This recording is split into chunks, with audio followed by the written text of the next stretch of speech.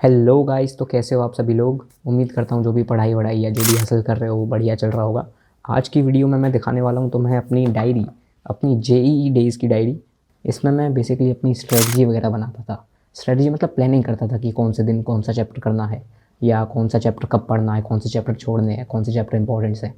वो सारी चीज़ें इसमें लिखी हुई हैं। मतलब बेसिकली इससे तुम्हें आइडिया लगेगा कि मैं अपने जेईई के टाइम पे कैसे सोचता था, कैसे स्ट्रेटजीज़ बनाता था, कैसे प्लानिंग करता था, कैसे अपने टाइम को ऑप्टिमाइज़ करता था। तो शुरू करते हैं।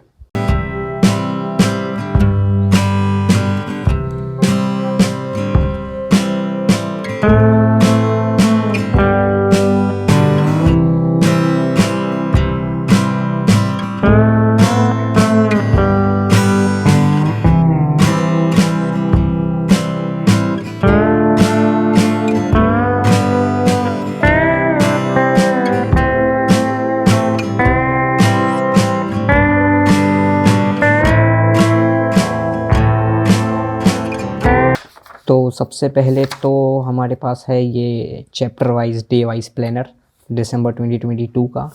ये मुझे याद है जब जिस दिन जेई मेंस की डेट्स अनाउंस हुई थी उस दिन मैंने रात को बैठ के बनाया था ये। 16 तारीख से चालू हो रहा है, इसका मतलब आप लोग चेक कर सकते हो, शायद 15 दिसंबर को अपनी जेई मेंस 2023 की डेट्स आई होंगी। तो मुझे अब भी याद है रात को बिल्कुल डिनर के टाइम पर डेट्स आई थी। उसके बाद फिर रात को बहुत टेंशन हुई थी मुझे, फिर तभी मैं अपना प्लान पूरा डे वाइज प्लान बनाने बैठा था। और 24 जनवरी तक का मैंने प्लान बनाया था। एंड 24 का प्लान बनाया, इसका मतलब 25 से अपना शिफ्ट 1 चालू है। मतलब आप लोग देख सकते हो 25 तारीख से अपना जेई मेंस चालू था। आप देख लेना एक बार कब से चालू था जेई मेंस 2023। और मैंने 24 तक तो अपना सिलेबस ही ख़त्म करने का प्लान बना रखा था। तो मतलब कई लोग कहते हैं कि महीने भर पहले या 1.5-2 हफ्ते पहले तक सिलेबस कंप्लीट होना ही चाहिए, नहीं तो नहीं हो सकता। तो ऐसा कुछ नहीं है, अपने हिसाब से, अपनी कैपेबिलिटीज़ के हिसाब से अपने प्लान बनाओ, अपनी नीड्स के, अपने रिक्वायरमेंट के हिसाब से अपना प्लान बनाओ। जैसे मेरा काफ़ी सारा सिलेबस बचा हुआ था, जैसा कि मैं बताता हूँ हमेशा। तो मैंने जेई मेंस के एक दिन पहले तक का अपना सिलेबस कंप्लीशन का प्लान बनाया था। हालांकि ऐसा नहीं है मैंने मॉक टेस्ट बिल्कुल नहीं दिए थे, इसके साथ मैंने मॉक टेस्ट भी इंक्लूड किए थे। ये प्लान बनाने से क्या फ़ायदा होता है, इससे ये फ़ायदा होता है कि आपको दिमाग में क्लैरिटी रहती है कि भाई जेई मेन से पहले पहले मेरा इतना सिलेबस कंप्लीट हो जाएगा, इतनी मैं प्रैक्टिस कर लूँगा, इतने में मॉक टेस्ट लगा लूँगा। तो जब ये चीज़ क्लैरिटी रहती है तो उसके बाद आपको टेंशन नहीं होती। तो अब दिसंबर 2022 में आ जाते हैं। फिज़िक्स में ज्योमेट्रिकल ऑप्टिक्स टिक डबल टिक, मतलब मेरा ये अच्छे से कंप्लीट होगा। ये वाले जो चैप्टर्स हैं फुल वाले, ये पूरे पूरे रह गए थे। इनका मुझे ABCD कुछ भी नहीं आता था। और हाफ वो वाले चैप्टर्स हैं जो कि थोड़े बहुत रह गए थे, आधा करीब 50% नहीं, मतलब आधा करीब आता था और थोड़ा बहुत आता था, थोड़ा बहुत रह गया था। और स्ट्रॉन्ग वाले ये वाले वो वाले चैप्टर्स हैं जो मुझे अच्छे से आते थे, इनका बस हल्का सा रिवीजन की ज़रूरत थी मुझे। फिर आगे बढ़ते हैं।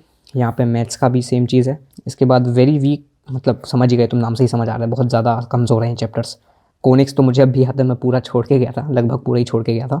सर्कल स्ट्रेट लाइन मैंने कर लिया था। इनडेफिनिट मैं लगभग छोड़ के गया था।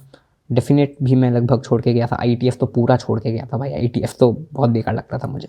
फिर स्ट्रॉन्ग, ये वाले मैथ्स के चैप्टर बहुत स्ट्रॉन्ग थे और बहुत कम चैप्टर ऐसे थे मैथ्स में जो बहुत स्ट्रॉन्ग थे मेरे, पर मैंने इन्हीं पे ध्यान दिया, इन्हीं को स्ट्रॉन्ग करके गया। और एडवांस में अंत में मैंने बहुत कम क्वेश्चन अटैम्प्ट किए थे एडवांस में मैथ्स के। तो मैथ्स में तो मेरी यही स्ट्रेटजी रही है, कम कम चैप्टर्स प्रिपेयर करो, अच्छे से प्रिपेयर करो, क्योंकि मेरा मैथ्स वीक था। अगर तुम्हारा मैथ्स स्ट्रॉन्ग है तो ऐसा मत करना। फिर केमिस्ट्री में आ जाओ। हाय, सॉल्ट एनालिसिस तो भाई बहुत गंदा चैप्टर है, बहुत बहुत ज़्यादा गंदा चैप्टर लगता था। इसको मतलब छोड़ा तो नहीं था, पढ़ के तो गया था मैं, पर मुझे कोई उम्मीद नहीं थी कि इसका क्वेश्चन आएगा तो मैं कर लूँगा। फिर बायोमोलिक्यूल, पॉलीमर, POC, ये ऑर्गेनिक केमिस्ट्री के चैप्टर हैं। ये मैंने पढ़े नहीं थे इसीलिए वेरी वीक में डाला है, ऐसा नहीं है कि मुझे आए नहीं थे। इसमें भी बस 1-2 बार रीडिंग लगानी थी और हो जाता उससे। और ये आखिर में मैं पढ़ के भी गया था आखिरी हफ्ते में। बायोमोलिक्यूल, पॉलीमर, ये मैंने आखिरी हफ्ते के लिए रख रखे थे। स्ट्रॉन्ग में GOC तो कुछ नहीं है, फुल 12th OC। 12th की OC मेरी बहुत ज़्यादा स्ट्रॉन्ग थी। 11th की OC मैंने पूरी छोड़ रखी थी। 12th की OC बहुत स्ट्रॉन्ग की थी लेकिन मैंने। तो आप लोग भी अगर 11th से 12th में जा रहे हो, 11th की OC बेकार है, अगर कर लो तो बहुत अच्छी बात है, लेकिन अगर नहीं भी हो पाए तो 11th के चक्कर में अपनी 12th बर्बाद मत करना। अगर 11th बेकार भी है ठीक है, 12th पे ध्यान दो, हो सकता है। First priority and second priority, ये मेरे ख्याल से, हाँ, ये 2 फैक्टर्स पे बेस्ड था जहाँ तक मुझे याद है। एक तो वेटेज और दूसरा आपका कि मुझे कितना अच्छा लगता है वो चैप्टर, या मुझसे हो पाएगा कि नहीं। अच्छा, ये फुल प्लेट हाफ प्लेट, मतलब फुल प्लेट मतलब पूरा पूरा रह गया है, हाफ प्लेट मतलब आधा आधा रह गया है, थोड़ा बहुत आता है। रोटेशनल मोशन चैप्टर मैं पूरा छोड़ के गया था। इस चैप्टर ने मुझे बहुत सताया है। मैंने कई बार कोशिश की, पर इस चैप्टर के साथ दिक्कत ये थी कि रोटेशनल बहुत बड़ा चैप्टर है, और रोटेशनल जैसा चैप्टर जो है वन शॉट से नहीं किया जा सकता। ये बात तो मुझे बहुत पहले से क्लियर थी। ठीक है, तो अब आगे चलते हैं। इस पेज पे ये देखो, मैंने डेट वाइज कुछ प्लान बना रखा है। 15 मार्च से 31 मार्च 15 दिन प्लस 2 टेस्ट्स, 14 अप्रैल से 5 मई 18 डेज स्टडी प्लस 4 टेस्ट, 6 मई से 1 जून डेली 1 टेस्ट। अब यहाँ पे भी आप ये चीज़ नोट कर सकते हो कि मतलब कई सारे ऑनलाइन टीचर्स और कई सारे ऑनलाइन मेंटर्स ये सलाह देते हैं कि टेस्ट से 1 हफ्ते से पहले से ही पढ़ना छोड़ देना। मेरा मन तो यही कह रहा था कि अगर कल पेपर है तो आज पढ़ूंगा ना मैं। एक दिन पहले चिल कोई कैसे कर सकता है अगर कल पेपर है तो। 2 और 3 जून को मैं रिवीजन कर रहा था, और ये रिवीजन मैं कर रहा था अपने खुद के शॉर्ट नोट्स से। देखो यहाँ पे शॉर्ट नोट्स बहुत ही ज़्यादा काम आते हैं। इतना ज़्यादा सिलेबस है, इतने ज़्यादा सिलेबस का 2 दिन में रिवीजन करना संभव नहीं है अगर तुम्हारे पास शॉर्ट नोट्स नहीं है तो। मैं 2 दिन में रिवीजन कर पाया सिर्फ इसीलिए क्योंकि मेरे पास शॉर्ट नोट्स थे। एंड जैसा कि तुम्हें पता है, मैं एलन और वेदांतु दोनों से पढ़ा हुआ हूँ। दोनों की टेस्ट जो शेड्यूल है वो पहले ही आ गया था, तो मैंने अपना दोनों का मर्ज करके एक टेस्ट शेड्यूल बनाया था। तो अब आगे चलते हैं। पुरानी यादें ताज़ा हो गई बहुत ज़्यादा। ये जेई एडवांस का जब आंसर की रिलीज़ हुई थी उस दिन मैंने अपने मार्क्स कैलकुलेट किए थे, वो इसी पेज पे किए थे। जब भी इसको देखता हूँ अपने जेई का टाइम याद आ जाता है। जेई टाइम का पूरा स्ट्रगल, जो मेहनत की थी, एक एक दिन याद आ जाता है। खासकर ये दिन जिस दिन आंसर की आई थी, मैंने अपने मार्क्स कैलकुलेट किए।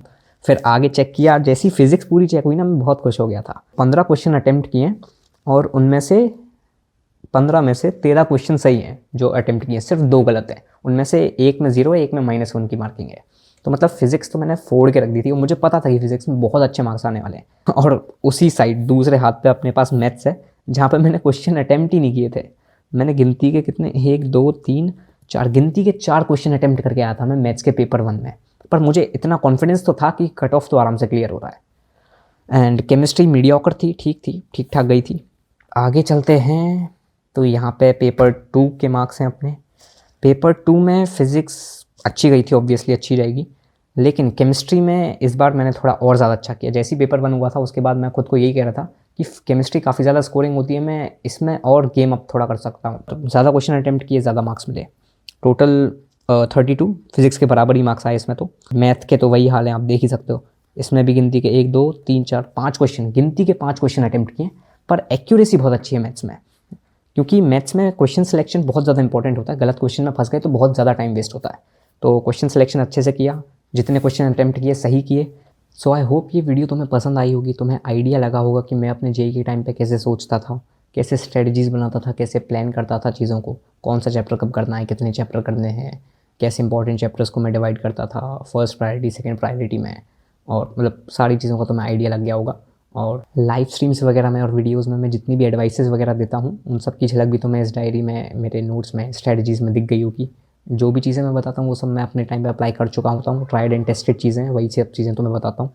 और बस इस वीडियो के लिए तो इतना ही था। बाकी हंसते खेलते रहो, वीडियोस को लाइक करते रहो, कमेंट करते रहो, शेयर करते रहो, और लाइव स्ट्रीम्स में आते रहो। टेलीग्राम को ज्वाइन कर लो, मैं वहाँ पे लाइव स्ट्रीम्स के अपडेट देता रहता हूँ कि मैं कब लाइव आने वाला हूँ और किस टाइम पे आने वाला हूँ। बाकी मतलब रेगुलरली वीकली लाइव स्ट्रीम्स हम करते ही हैं। और इंस्टाग्राम पे फॉलो कर लेना, और क्या बचा, बस इतना ही था। चलो बाय।